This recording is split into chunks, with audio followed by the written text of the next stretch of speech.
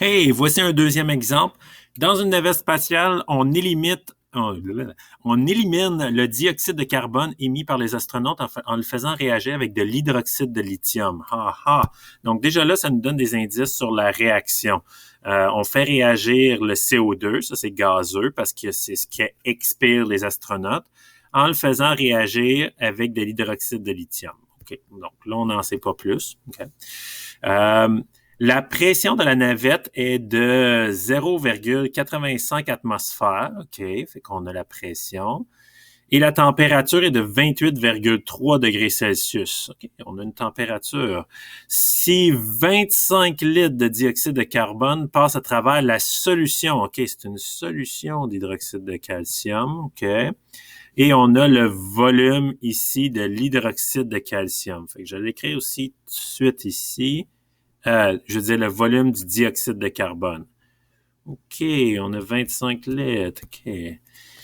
Si 25 litres passent à travers la solution d'hydroxyde de calcium, quelle masse d'hydroxyde de calcium? OK, je cherche la masse. OK.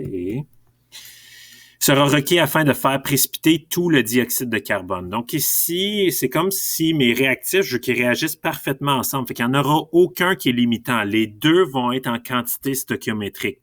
Fait que je vais me servir du nombre de moles de un pour trouver le nombre de moles de l'autre. La seule affaire, c'est qu'il y a peut-être un rapport. Fait que je dois compléter la réaction pour pouvoir l'équilibrer et trouver les coefficients. Cette équation-là n'est pas facile à trouver. C'est pour ça que normalement, je vous aurais aidé sur un test. J'aurais écrit probablement c'est quoi les produits pour qu'ensuite vous puissiez équilibrer la réaction.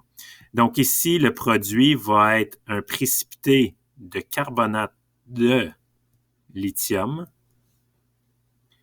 avec de l'eau.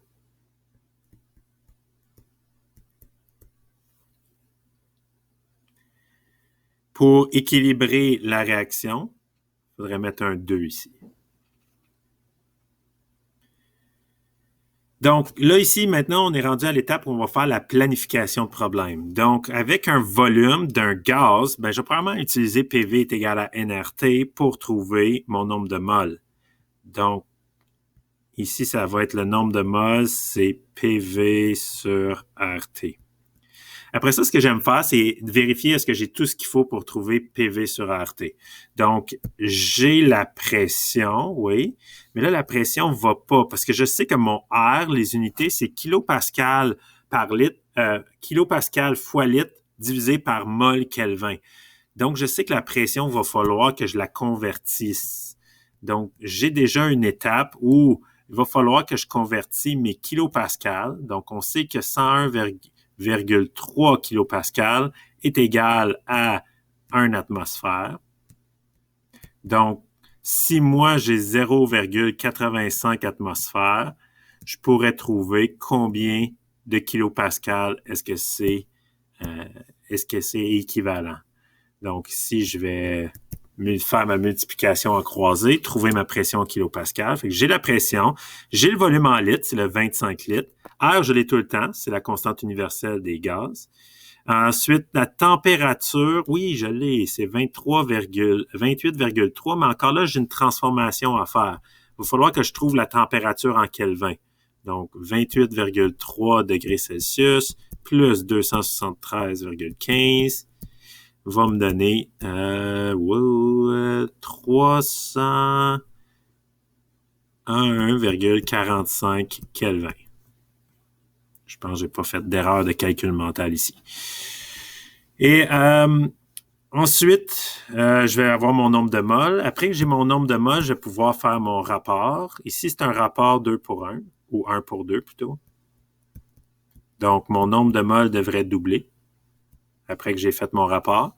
Puis ensuite, ça me demandait la masse. Fait que là, je vais pouvoir le faire directement, c'est-à-dire trouver la masse en faisant le nombre de moles fois la masse molaire.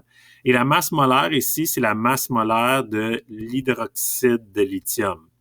Fait que je regarde sur le tableau périodique, le lithium plus une fois l'oxygène plus une fois l'hydrogène qui va me donner ma masse molaire. Donc, je multiplie ça, j'ai ma masse et boum, j'ai fini le problème. Donc, ici, vous avez eu la bonne réponse si vous avez une masse de 41 grammes. Deux chiffres significatifs.